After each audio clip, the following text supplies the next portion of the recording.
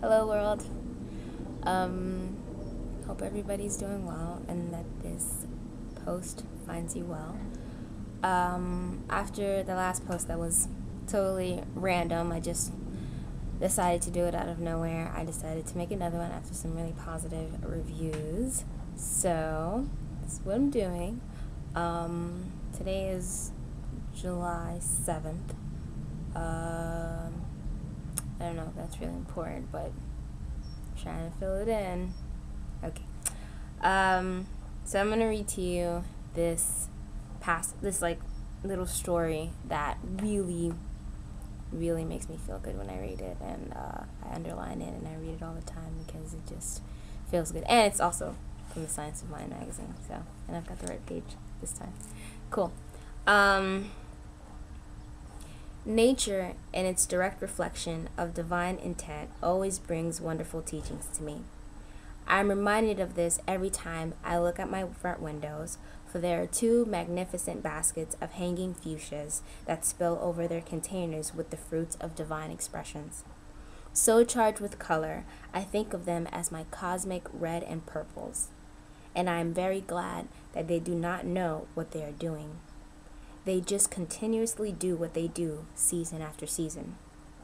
Each day I sweep up dropped blossoms, but the following day there are more.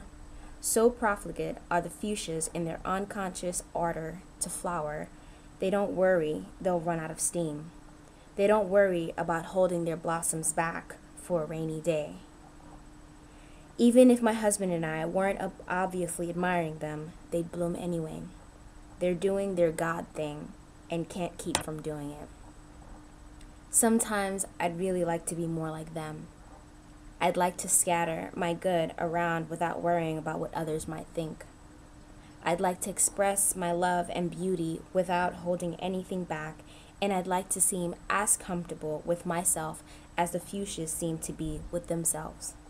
After all, God gives unlimited blessings, and I am here to pass them on. So the reason why this story meant so much to me is because, growing up in the world, like we all have, the idea of what other people think and holding yourself back because you're afraid of, I might look like this, I might look like that, I don't want people to think this.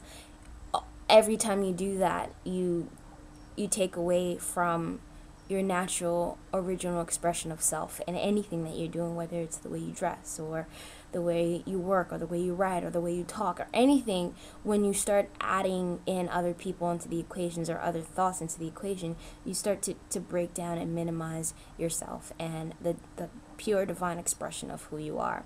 And, when you think of nature, when you think of flowers, and you think of anything nature related, nothing in nature happens based on what other people are going to think.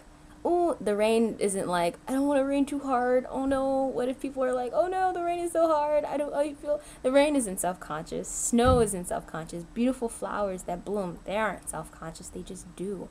And it's beautiful. And imagine being able to express yourself in such an unfiltered way.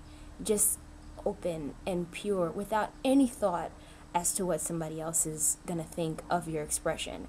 And the people that I admire the most, and the artwork that I admire the most, is from people who obviously really let go of the idea of what other people might think of their work. They just do it.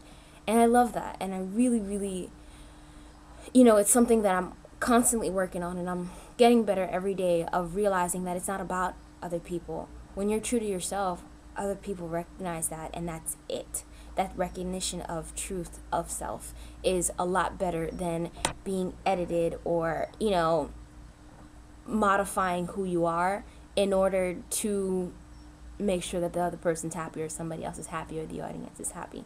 And it's something that I really appreciate, especially the line, sometimes I'd really like to be like them. I'd like to scatter my good around without worrying about what other people might think. I'd like to express my love and beauty without holding anything back, And I'd like to seem as comfortable with myself as the fuchsias seem to be with themselves. Just being. And how magical is that, from getting an amazing example from something so natural as flowers and nature, to just remind you that you are a part of this. You are a part of this world. You have the capabilities to bloom, and to just be so amazing as the human that you are, if only you let go of what you think you're supposed to be and what you think other people are going to think of your expression of self. So yeah, I really appreciate that passage, because it constantly reminds me that every time I'm doing something that reflects truth of self, I'm on the right path. I'm doing good. I'm like a-okay. If it has to do with like traveling randomly out of nowhere, or choosing a career that, whatever, just doing what I want to do for me counts way more than doing it for others or what other people are going to think. So be a fuchsia today. Blossom and bloom and spread your beauty all over the world. Yeah. All right. Good day.